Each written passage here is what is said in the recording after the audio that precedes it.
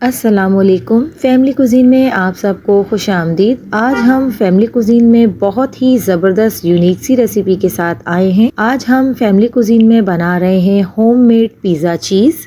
और मैं गारंटी के साथ ये बात कह सकती हूँ कि अगर आप वीडियो बगैर स्किप किए पूरी देखेंगे तो आप में से 100% लोग ये रेसिपी परफेक्टली बना लेंगे। यही वजह है कि आज की ये वीडियो थोड़ी सी लंबी और डिटेल्ड होगी, तो वीडियो को बगैर स्किप किए पूरा देखिएगा ताकि आपकी रेसिपी भी परफेक्ट बने। तो चले जल्दी से रेसिपी को शुरू करते हैं। तो सबसे पहले यहाँ पर मैंने 2 लीटर फुल फैट मिल्क ले लिया है जिसे हमने उबाला नहीं दिया है। तो यहाँ पर आपको दूध में थोड़े से क्रिस्टल्स दिख रहे होंगे जो कि गैस की मेहरबानी थी। फ्रीजर में हमने दूध को रख दिया था और जब गैस आई तब हमने ये वीडियो शुरू की। तो जैसे ही क्रिस्टल मेल्ट होते हैं दूध हल्का सा गर्म होता है। तो अब हम इसे उंगली की मदद से चेक करेंगे। उंगली हमारी 7 से 8 सेकंड तक ही दूध में रहनी चाहिए और इसे बर्दाश्त कर सकती हो। ये इतना गर्म होना चाहिए। तो यहाँ पर अब हम सिरके की मदद से दूध में से कर्ड को अलग करेंगे। तो यहाँ पर मैंने तकरीबन 5 से 6 टेबल स्पून सिरका दूध में थोड़ा थोड़ा कर ऐड कर रही हूँ। तो जैसे जैसे हम सिरका डालते जा रहे हैं आपको दिख रहा होगा कि इसमें से कर्ड अलग होना शुरू हो जाएगा, दूध फटने लगेगा। तो बस इसी तरह से हमने ये तकरीबन 5 से 6 टेबल स्पून ही सिरका इसमें ऐड करना है, ये काफी होगा। तो देख सकते हैं आपके दूध में से कर्ड अलग होना शुरू हो गया है और इसी तरह देखते ही देखते तमाम दूध में से तमाम कर्ड अलग हो जाएगा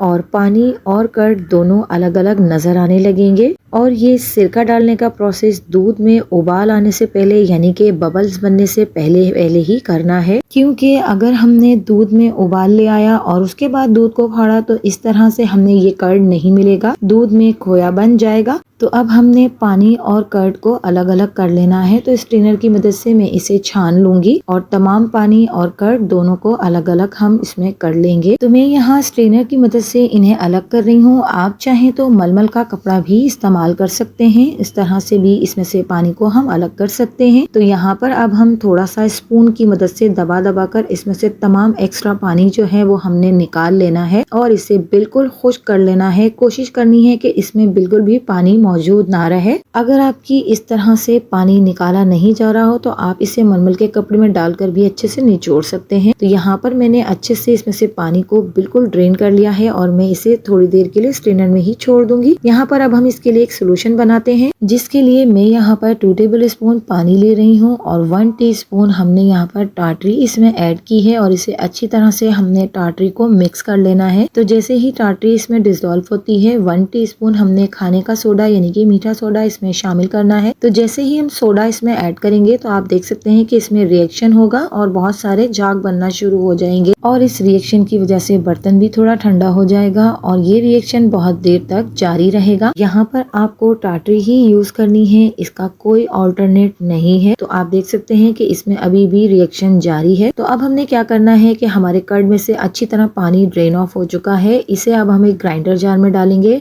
आप यहाँ पर चॉपर भी यूज कर सकते हैं। साथ ही यहाँ पर 1/3 कप घी ले लेंगे, 1 टीस्पून नमक ले लेंगे टेस्ट के लिए। अब हमने वो सोल्यूशन जो तैयार करके रखा हुआ था आप देख सकते हैं अभी भी इसमें बबल्स बन रहे हैं, वो सारा हमने इसमें ऐड कर देना है। साथ ही 1/4 कप हमने दूध लिया है वो भी हम इसमें ऐड कर देंगे।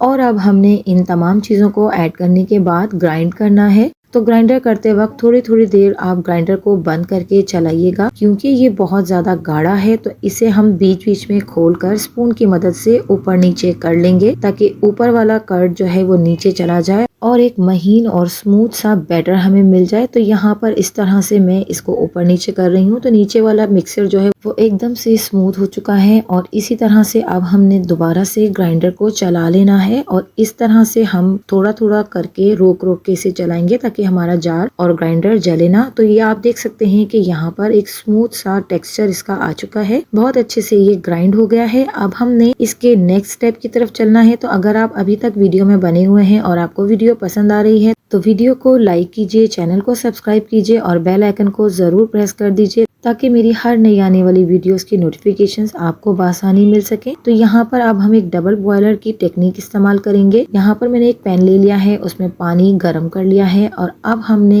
एक बर्तन रखकर इसमें तमाम मिक्सचर जो कि हमने कर्ड से तैयार किया है वो तमाम मिक्सचर हमने इसमें ऐड कर देना है।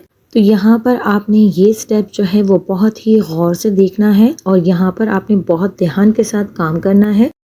तो जैसे ही हम इस मिक्सर को थोड़ी देर पकाएंगे तो आप देखेंगे कि ये मिक्सर थोड़ी देर बाद फटना शुरू हो जाएगा। आपको ऐसा लगेगा कि ये दानेदार सा फटा फटा सा हो गया है। मैं आपको अभी उठाकर भी स्पून पर दिखा दूंगी कि ये किस तरह से दिखेगा। तो ये आप देख सकते हैं कि ये कैसा फटा फटा सा दिख रहा है। और अब हम इसे जब बार बार मिक्स करते जाएंगे तो आपको ऐसा लगेगा कि ये मिक्स ही नहीं हो रहा है, इसी तरह से दानेदार सा है। तो इसी तरह से हमने इसको लगातार मिक्स करते रहना है। तो जैसे जैसे ये पकता जाएगा ये अपना टेक्सचर चेंज करता रहेगा। इसी तरह कुछ देर पकने के बाद आपको ऐसा लगेगा कि ये बहुत ही ज्यादा पतला हो गया है, जैसा कि ये पहले था। आप देख सकते हैं कि किस तरह से ये स्पून पर बह रहा है। तो ये मिक्सचर जैसे जैसे पकता जाएगा इस तरह से पतला हो जाएगा, जैसे कि बिल्कुल दूध की तरह से। और इसी तरह से आप इसे मज़ीद तकरीबन 3 से 4 मिनट और पकाएंगी। थोड़ा सा वेट करेंगे और थोड़ा सा इसको जब पकाएंगे तो इसका टेक्सचर भी चेंज होगा और इसका कलर भी थोड़ा सा चेंज हो जाएगा। तो तकरीबन 15 मिनट लगेंगे हमें इसे रेडी करने में। तो आप देख सकते हैं कि ये कैसे लेयर्स में गिर रहा है। थोड़ा सा ये गाढ़ा हो चुका है। हमने इसे एक बॉक्स में पहले घी से ग्रीस कर लेना है और उसके बाद हमने तमाम बैटर इसमें डाल देना है।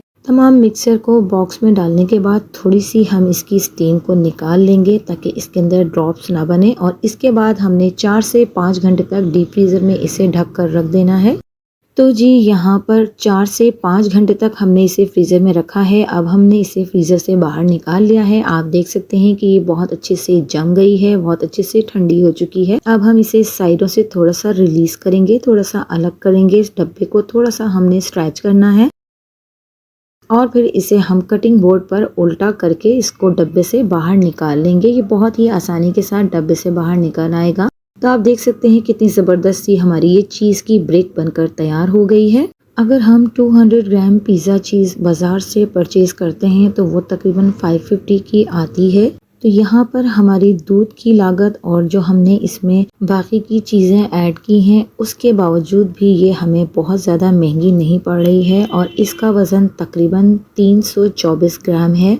तो अब आप यहाँ पर ख़ुद ही अंदाज़ा कर सकते हैं कि बाज़ार से ली हुई चीज़ ज़्यादा आपको महंगी पड़ेगी या घर पर तैयार की हुई ये चीज़ बहुत ही रीज़नेबल और सस्ती पड़ेगी। और आप देख सकते हैं कि हमें इसकी क्वांटिटी भी बहुत ज़्यादा मिल जाती है और तमाम इंग्रेडिएंट्स हमने इसमें एकदम हलाल इस्तेमाल किए हैं। किसी भी तरह का कोई रेनेट वगैरह हम इसमें यूज़ नहीं कर रहे हैं। तो यहाँ पर आगे चलकर मैं आपको इस चीज़ का टेस्ट भी करवा देती हूँ और आप इसका टेक्सचर, इसका कलर भी देख सकते हैं। बिल्कुल बाजार जैसी चीज़ का इसका कलर और इसका टेक्सचर है। बिल्कुल ये पिज़्ज़ा चीज़ जैसा ही इसका टेस्ट है। बिल्कुल भी इसके टेस्ट में कोई फ़र्क नहीं है। बिल्कुल इसका टेस्ट बाजार वाली चीज़ जैसा ही है। मैं यहाँ पर आपको इसे ग्रेट करके भी दिखा देती हूँ कितनी ज़बरदस्त से ये ग्रेट हो रही है और बहुत अच्छे से इसकी लेयर्स बन रही हैं। जैसा कि आगे रमज़ान का महीना आ रहा है तो हम इस चीज़ से बहुत सारी डिफरेंट चीज़ें भी तैयार कर सकते हैं। बहुत सारी डिफरेंट रेसिपीज़ में हम इस चीज़ को यूज़ कर सकते हैं। तो यहाँ पर मैं आपको इस चीज़ को टेस्ट करने के लिए एक पीटा ब्रेड पर सॉस लगा रही हूँ। थोड़ा सा चिकन रखा है और जो हमने चीज़ घर पर तैयार की है उसे ग्रेट करके हमने इसे रखा है। यहाँ पर मैं इसे तवे पे बेक करके दिखा रही हूँ। ओवन पे मैंने इसे बेक नहीं किया है, तो आप तवे पे भी इसका रिजल्ट देख सकते हैं। बहुत ही जबरदस्त चीज़ी सी, ये स्ट्रेची सी ये हमारी चीज़ बनकर तैयार हो गई है। आप इसका स्ट्रेच, इसकी लेयर्स भी देख सकते हैं। बिल्कुल बाजार जैसी चीज़ की तरह ही है, कोई डिफरेंस नहीं है इसके टेस्ट में और इसके टेक्सचर में। तो आप भी मेरी इस रेसिपी को ज़रूर ट्राई कीजिएगा। कमेंट्स के ज़रिए अपना फीडबैक मुझे ज़रूर दीजिएगा और मेरी इस रेसिपी को अपने फैमिली फ्रेंड्स में भी शेयर कीजिएगा। तो अगर आपको मेरी वीडियोस और मेरी रेसिपीज़ पसंद आती हैं तो मेरे चैनल को लाइक, शेयर एंड सब्सक्राइब कीजिए। मिलती हूँ किसी नई वीडियो, नई रेसिपी के साथ। अल्लाह हाफिज़।